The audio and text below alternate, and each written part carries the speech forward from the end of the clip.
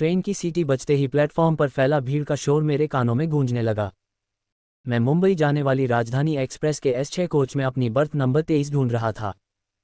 कंधे पर बैग टांगे, चेहरे पर सफ़र की थकान लिए मैं धीरे धीरे कोच के अंदर दाखिल हुआ। ऑफिस का एक जरूरी प्रोजेक्ट पूरा करने के बाद यह अचानक बना हुआ सफ़र था। मुंबई में एक अहम मीटिंग के लिए मुझे तुरंत निकलना पड़ा था।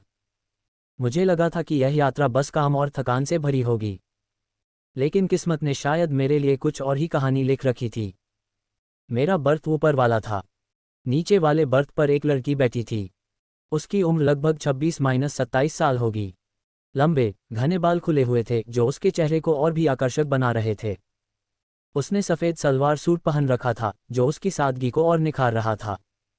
उसकी बड़ी बड़ी आंखों में एक अलग ही आत्मविश्वास और मासूमियत झलक रही थी, जैसे किसी कहानी की कोई यादगार किरदार हो।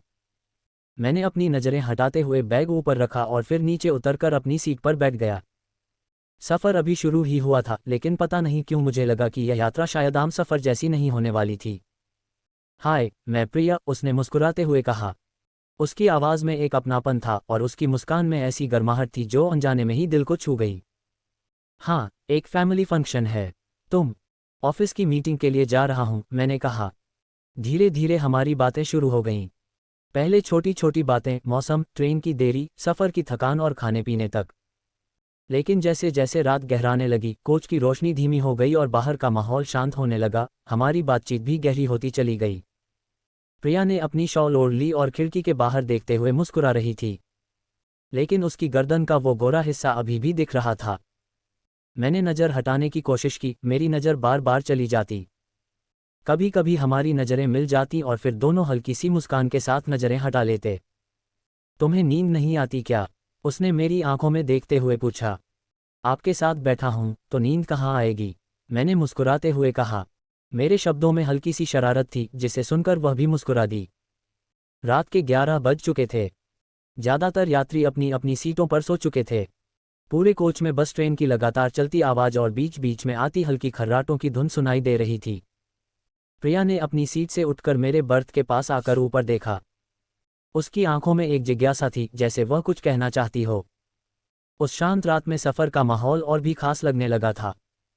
ऊपर आकर बात करें, नीचे थोड़ी जगह कम लग रही है, उसने धीरे से कहा। मेरा दिल अचानक तेज़ धड़कने लगा। मैंने मुस्कुराकर हामी भरी और अपने बर्थ पर थोड़ी जगह बना दी। वो चुपचाप वह सावधानी से ऊपर चढ़ आई। उसका शरीर मेरे बगल से रगड़ता हुआ गुजरा। उसकी सलवार का कपड़ा मेरे पैरों से छू गया। एक पल के लिए दोनों रुक गए और मेरे पास बैठ गई। सफ़र की उस शांत रात में अचानक हमारे बीच की दूरी कुछ कम सी महसूस होने लगी।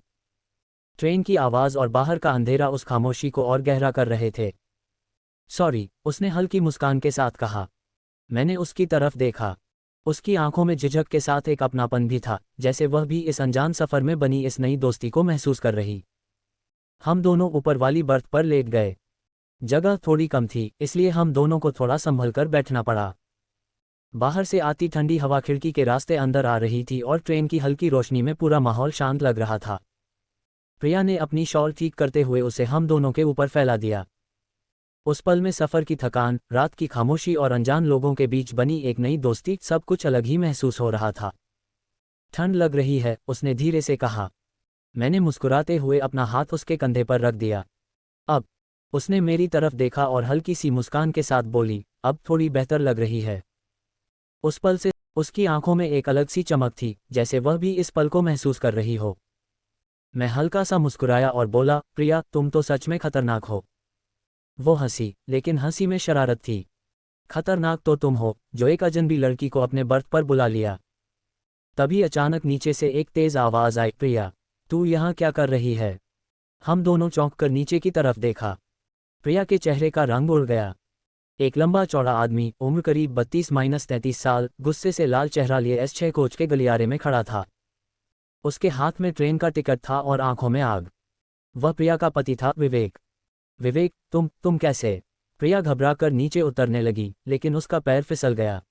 मैंने तुरंत उसका हाथ पकड़कर संभाला। विवेक ने ये देख लिया। उसकी आंखें सिकुड़ गईं। हरामी, मेरी बीवी को छू रहा है, वह चीखा और एक झटके से मेरे बर्थ पर चढ़ने की कोशिश करने लगा। पूरे कोच में हलचल मच गई। कुछ यात्री जाग गए। एक दो ने मोबाइल की टॉर्च जलाकर ऊपर की तरफ देखा। भाई, गलतफहमी है, मैंने हाथ जोड़ते हुए कहा, लेकिन विवेक ने मेरे पैर पकड़कर जोर से खींचा। मैं बर्थ से नीचे गिर पड़ा। मेरी पीठ पर तेज दर्द हुआ। गलतफहमी। मेरी बीवी आधी रात को तेरे बर्थ पर चढ़ी हुई थी और तू कह रहा है गलतफहमी। विवेक ने मेरा कॉलर पकड़ा और जोरदार थप्पड़ मार दिया। प्रिया रोते हुए बीच में पड़ी। विवेक प्लीज, बस बात कर रहे थे, कुछ नहीं हुआ। लेकिन विवेक का गुस्सा और भड़क गया।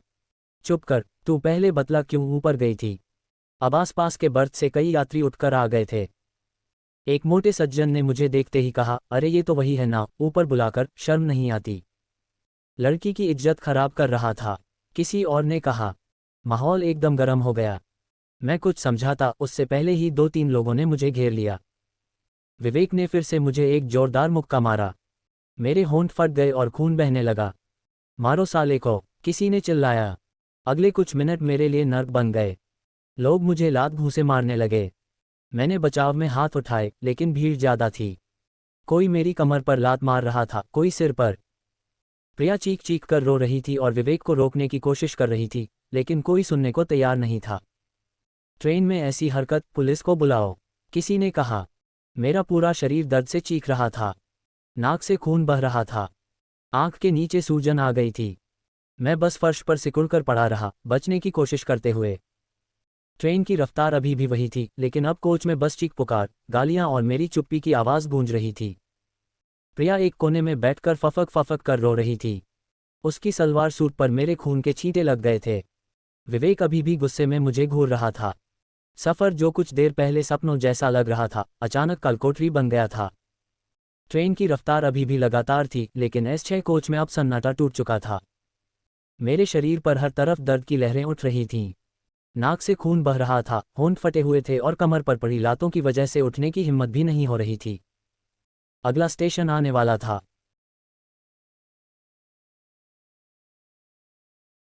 दोस्तों, आशा है आपको ये कहानी पसंद आई। ये कहानी का भाग 1 है। अगर आपको इसका दूसरा भाग चाहिए तो कमेंट करो और अपनी स्टोरी शेयर करो कमेंट्स में।